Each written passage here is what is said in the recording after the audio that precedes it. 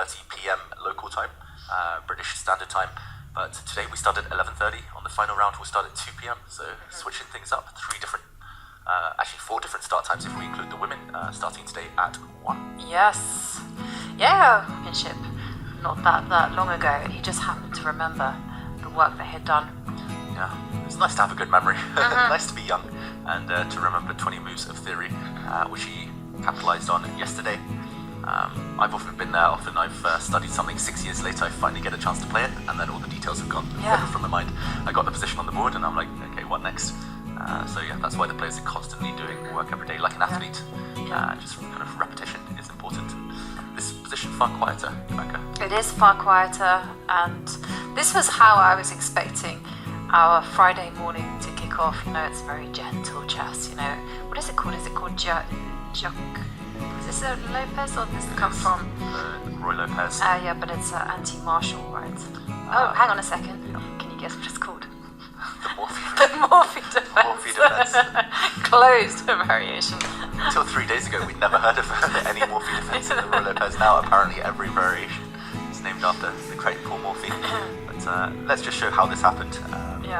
It was a Spanish rather than an Italian. That Fabiano played with his Italian roots was bishop to c4, bishop b5 from Vidit instead. So it's the Spanish, the Roy Lopez, apparently the Morphe defense. But this variation with d3 is very much aimed at kind of making things much quieter. Rook to e1 was historically the much more popular move, just to try and build a c3, d4 much quicker. But d3 takes a timeout, and play often revolves around similar ideas, but white does have this extra option of playing a3 and hiding the bishop on a2, the long diagonal, rather than retreating into c2, where traditionally used to sit in Spanish. And this line was really popular a few years ago, maybe in the mid-2010s. It's not the noughties, it's the I was thinking about that just now. Like what do you call the 2010s? Yeah, but meanwhile, this type of position, Ding, as black, was the current world champion. He was battling this one out every single time. Anytime Ding had black for kind of a 2-3 year period, he was trying to defend this position. But meanwhile, b4 played and bishop takes a2. Still well-known stuff. I actually remember maybe 6-7 years ago in the Isle of Man, forced draw very quickly in this type of position. White played rook takes a2, black retreated the knight. White came out with the bishop, the knight dropped back. I think Fresnay was involved, I can't remember the other player, and we saw a repetition like this. I'm hoping a morning round won't end in an anti-climax. We do see rotates bishop on the board. Yeah. The black knight is forced back.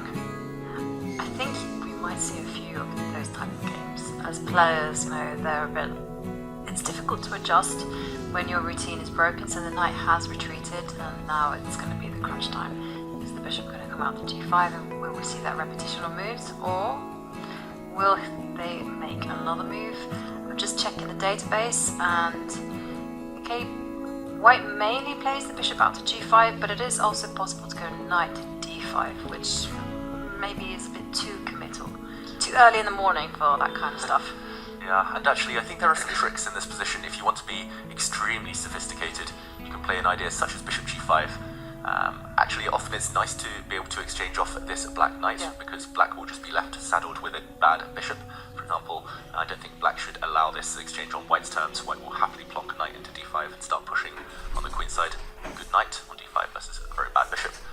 Sometimes this type of theme arises, but for example, if black dodges this exchange and says, okay, well, you can trade your bishop, but only for my bad bishop, white retreats. If the black knight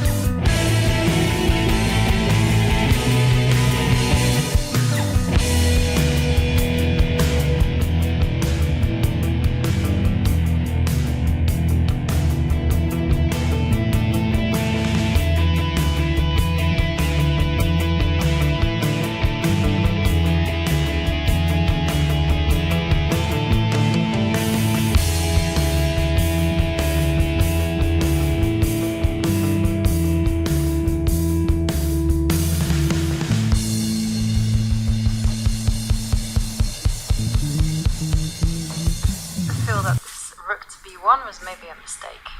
Because the move here that I'd love to play is like knight to a. Knight to a4 to kind of secure the b6 square, and then you can come in with a queen to c4, and just asking questions of the c6 pawn. Yeah, but now with the rook tension, it's harder to enact that. Exactly, I can't do it. So therefore my conclusion is wrong. Not alright, just joke. Rook b1 is fine. Yeah, I mean rook b1's fine, but as you mentioned, that maybe there's something that poses more practical problems. That's the only thing you can hope for in a roughly level position. Bishop e3, is that anything? Yeah, what about that then? Bishop b6. Yeah. 6. Your black just trades off first as well. Now bishop b6. Yep. Forcing the white rook back somewhere. And now roughly level. Yeah, queen c7, so coming forward. Unless there's some rook. Maybe I'm a bit dismissive. Bishop a.